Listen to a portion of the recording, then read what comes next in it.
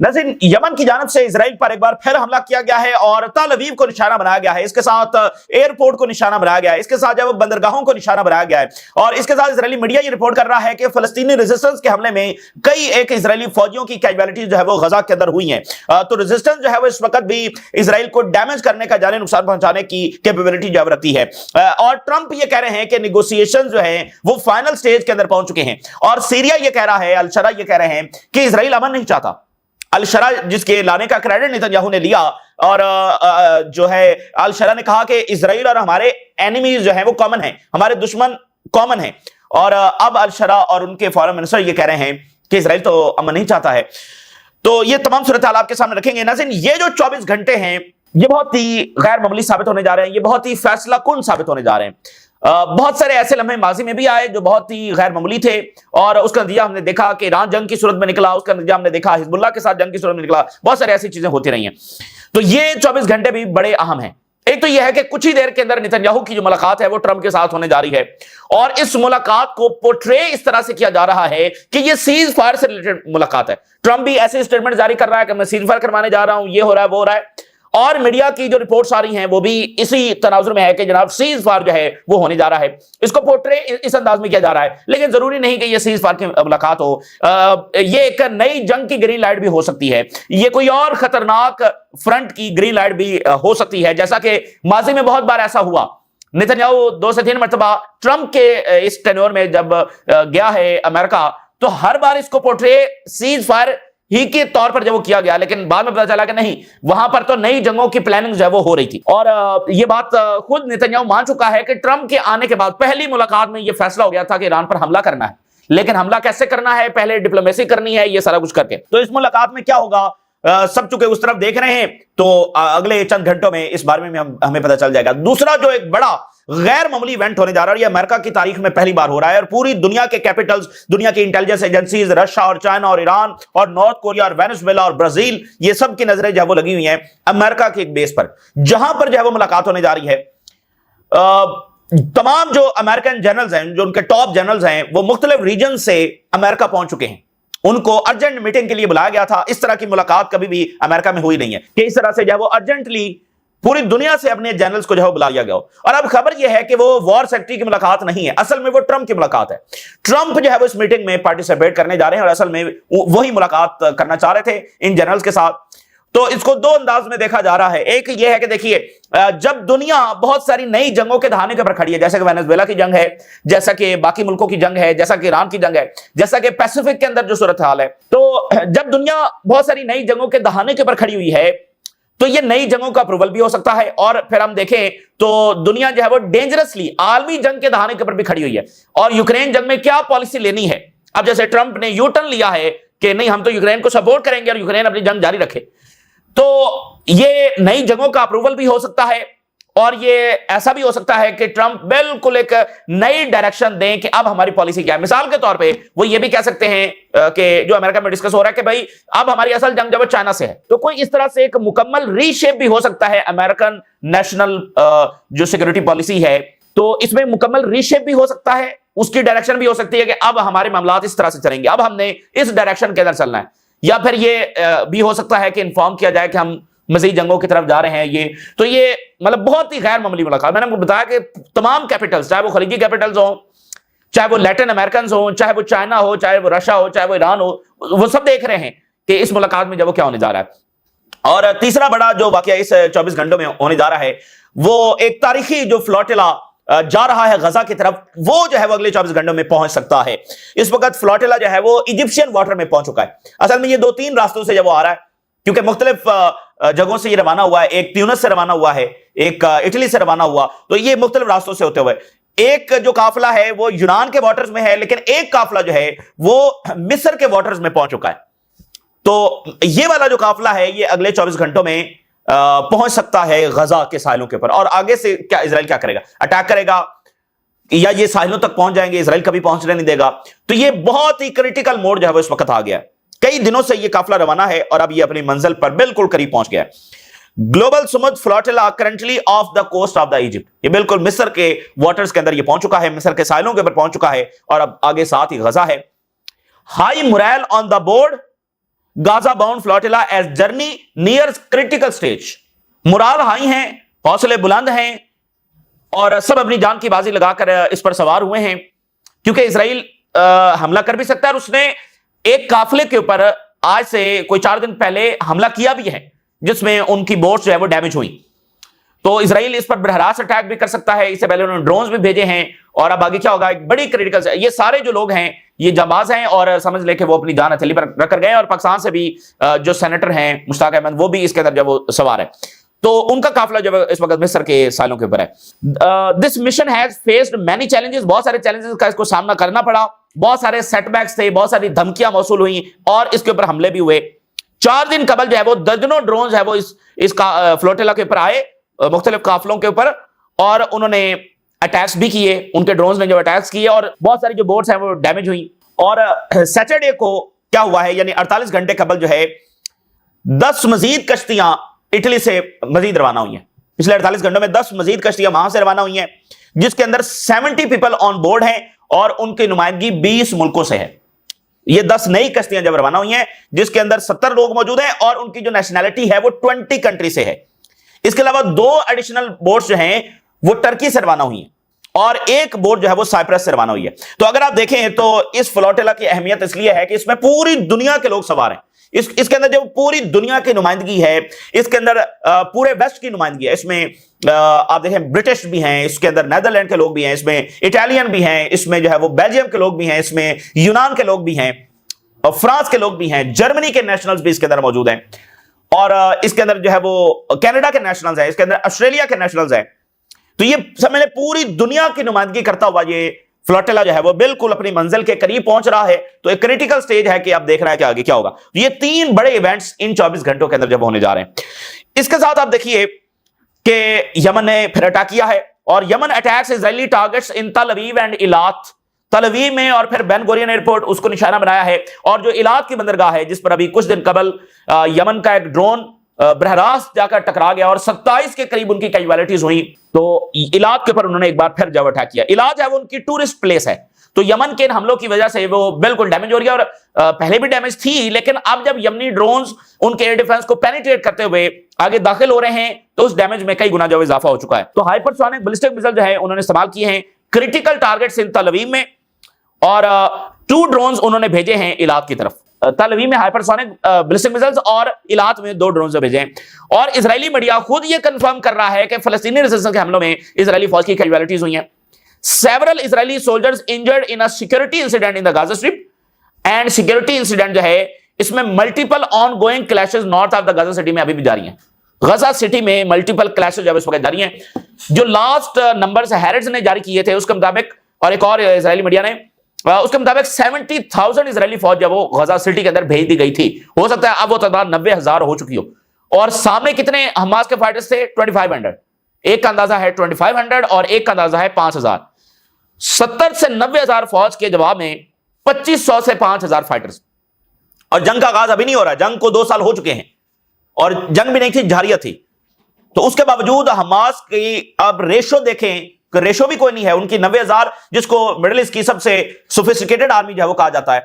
अरब मुल्क समझते हैं कि ये एक नाकाबिले तस्खीर आर्मी है और अरब मुल्क जब 3 बार इस आर्मी से शिकस्त खा चुके हैं, उसी आर्मी का सामना 2500 हमास फाइटर जब वो कर रहे हैं। तो इसी दरमियान वेस्ट बैंक में इजरायली फौजियों के ऊपर अटैक हुआ। Israeli soldier critically injured in ramming operation near Nablus. तो वेस्ट बैंक में उनके पास जो कुछ है वो सामना कर रहे हैं। कोलंबिया के जो प्रेसिडेंट हैं, जो इस वक्त बहुत ही फ्रंट लाइन के ऊपर हैं पूरे लैटिन अमेरिका में, वैसे तो मतलब प्रेसिडेंट मडोरो भी बहुत फ्रंट लाइन के ऊपर फिलिस्तीन के साथ खड़े हैं।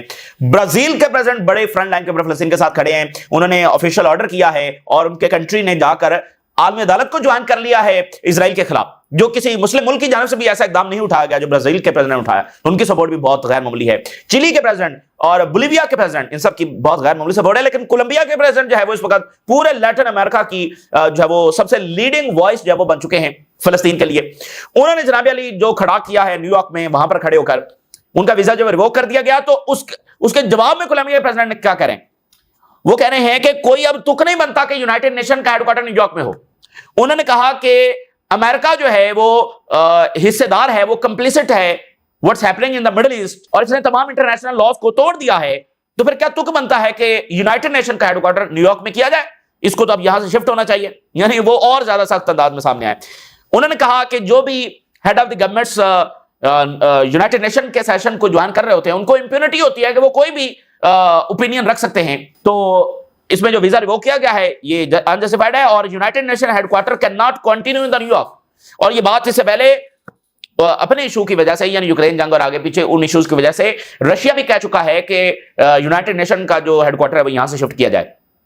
अब ये वॉइसेस जब वो मजीद मजबूत हो रही हैं, कोलंबिया के प्रेसिडेंट कह रहे हैं कि इसको यहां से हटाया जाए। अब आप देखिए कि नेतन्याहू जो है वो एक वॉर क्रिमिनल है और आलमी अदालत का वांटेड है, उसके इंटरनेशनल वारंट्स निकले हुए हैं और यूनाइटेड नेशन की रिपोर्ट बता रही है कि वो बंदा जेनोसाइड कर रहा है। और उसी यूनाइटेड नेशन में वो बंदा जब आकर दुनिया को लेक्चर दे रहा है, यानी यूनाइटेड नेशन खुद कह रहा है कि जेनोसाइड हो रही है। जब से यूनाइटेड नेशन बना है इतने यूनाइटेड नेशन के लोग नहीं मारे गए जितने इस जारियत के अंदर मारे गए हैं। उसी यूनाइटेड नेशन में वही बंदा जो मारने वाला है वो आकर लेक्चर दे रहा है दुनिया को और वहां पर फखरिया अंदाज में आकर बता रहा है कि उसने कितने लोगों को मार दिया है, कितने मुल्कों के पर उसने अटैक किया है। तो ये सिस्टम तो अपने आप में जो है वो फेल हो चुका है। बर्लिन के अंदर जो है वो 1,50,000 लोग जो फलस्तीन के लिए जमा हुए। ये वही बर्लिन है, ये वही जर्मनी है जिसकी गवर्नमेंट इस वक्त सबसे दूसरे नंबर के ऊपर है इजराइल को सपोर्ट करने में। उस बर्लिन के अंदर 1,50,000 लोग फलस्तीन के लिए। जब बर्लिन का क्या ताल्लुक है फलस्तीन के साथ, जर्मनी का क्या ताल्लुक है फलस्तीन के साथ? तो ये देखिए ये ह्यूमैनिटी की जंग बन चुकी है जिसमें गवर्नमेंट्स जितना भी जोर लगा लें आखिरकार उनको अपने घुटने टेकने हैं। और ये जो उन्होंने प्रॉक्सी यहां पर अपनी रखी हुई है मिडिल ईस्ट में, ये इसकी कोई हैसियत नहीं है, ये सिर्फ एक प्रॉक्सी है वेस्ट की, लोगों को मारने के लिए, जंगें छेड़ने के लिए, असलिया का कारोबार करने के लिए, असलिया का सौदागर है। और एक अमेरिकन एक बड़ी शख्सियत ने कहा था कि ये हमारे लिए लैंड एयरक्राफ्ट करियर है, ठीक है ना। एक तो वो एयरक्राफ्ट करियर होता है ना जो आप मूव करते हैं, ये वो एयरक्राफ्ट करियर है जो हम मूव नहीं कर सकते, बस ये एक ही जगह पर है।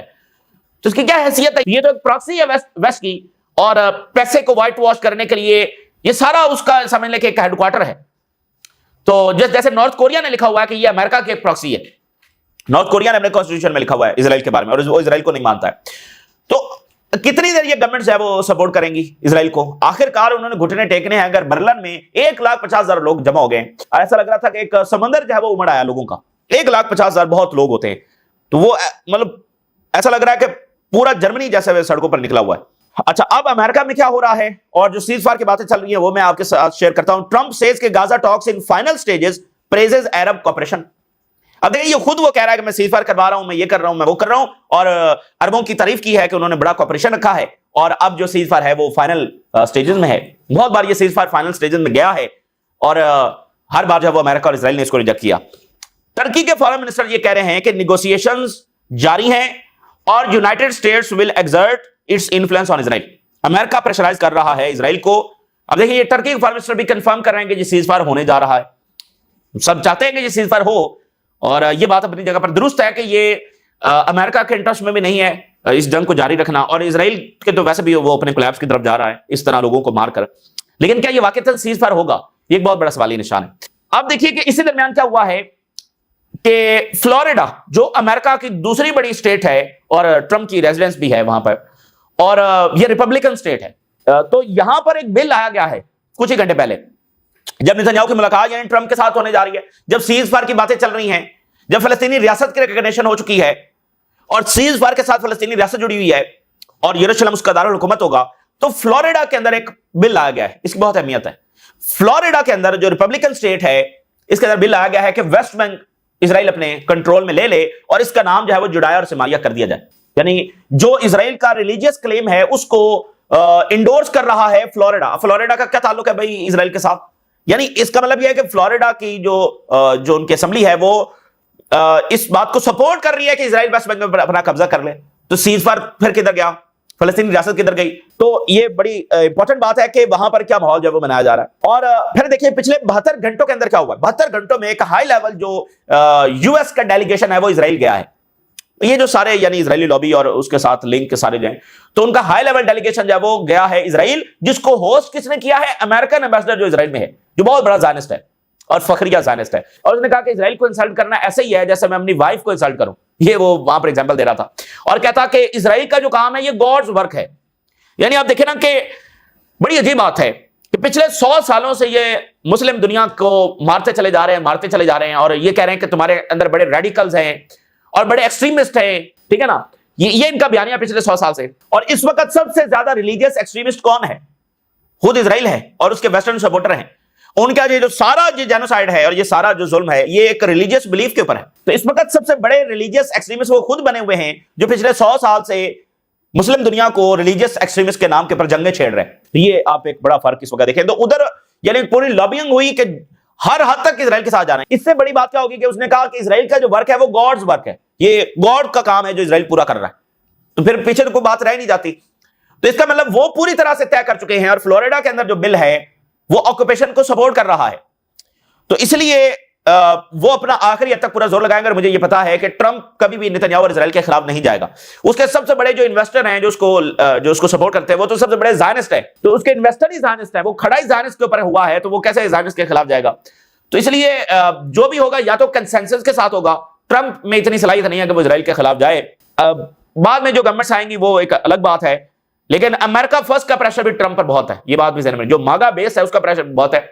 लेकिन इसके साथ जो उन्होंने टिकटॉक खरीदा है, इसके साथ एक बहुत बड़े ज़ायनिस्ट बिलियनर हैं जो बहुत सारे बड़े मीडिया चैनल्स जो अमेरिका के हैं उनके भी वो मालिक हैं। तो वो इस वक्त ये कह रहे हैं, उनके भी शेयर हैं टिकटॉक के अंदर जो खरीदा गया है।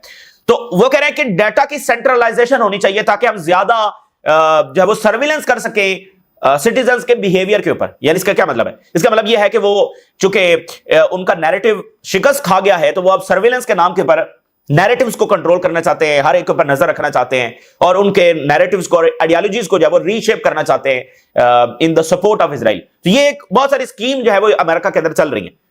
यानी इजराइल अब एक बड़ी बैटल खुद अमेरिका के अंदर लड़ रहा है पब्लिक ओपिनियन को अपने लिए मोल्ड करने के लिए। तो इसके लिए उन्होंने टिकटॉक खरीदा है, इसके लिए वो डाटा सेंट्रलाइजेशन की बात कर रहे हैं। बहुत कुछ इस वक्त जारी है। हैरेट्स की 2-3 हेडलाइंस मैं आपके सामने रखता हूं। Israeli historian Avi Shlaim turned away from Zionism long ago, now he stands with Hamas. Haaretz लिख रहा है।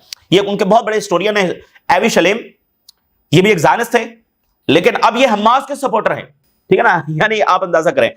तो वो ये लिखता है कि जो पूरा इजरायली नैरेटिव है उसको इस बंदे ने एक्सपोज किया है और वो समझता है कि फलस्तीनी रियासत ही जरूरी है यहां पर हमारे काम के लिए।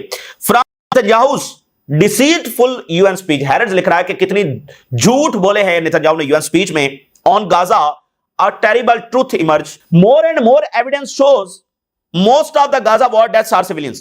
हैरेट्स लिख रहा है मजीद सबूत सामने आ रहे हैं कि कैसे गजा में जो हलाकतें हुई हैं वो सिविलियंस की हैं। और अल-शरा के जो फॉरेन मिनिस्टर हैं वो क्या कह रहे हैं?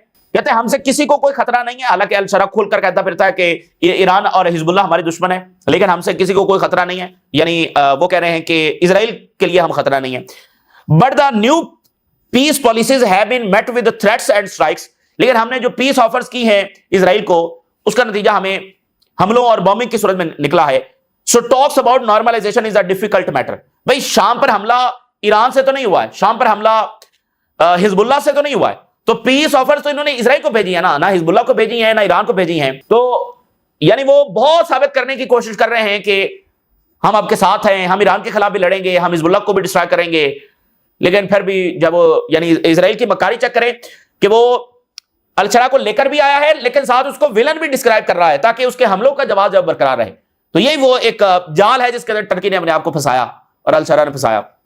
तो इनको अकल ले लेनी चाहिए, इनकी अकल होश-ओ-हवास में इनको आ जाना चाहिए कि ईरान इनका दुश्मन नहीं है। और इस मौके पर चलो टेम्परेरीली ही सही अपनी पॉलिसीज रिवायती पॉलिसीज को बदलें और समझे कि उनका कॉमन एनिमी इजराइल है। आर्जी तौर पर कर लें, बाद में जो मर्जी लड़ते रहें। और ओआईसी को भी चाहिए कि अंसारुल्लाह और हिजबुल्लाह और हमास को ऑब्जर्वर स्टेटस ही दे दे। अगर वो उनको नहीं देना चाहते तो ऑब्जर्वर स्टेटस ही दे दे, इस वक्त लड़ तो वही रहे। तो इससे इजराइल को एक मैसेज जाएगा कि भाई ये अपनी रिवायती पॉलिसी से हट रहे हैं और इसके साथ जो प्रेशर अमेरिका के ऊपर जाएगा। लेकिन जब वो कुछ करने के लिए तैयार ही नहीं है तो फिर अमेरिका पर किस चीज का प्रेशर और इजराइल पर किस चीज का प्रेशर है? तो ये इस वक्त की ताजा तरीन सूरत हाल है जो आपके साथ शेयर किया। हम राज लगा करें, इजाजत दीजिए। अल्लाह हाफिज़।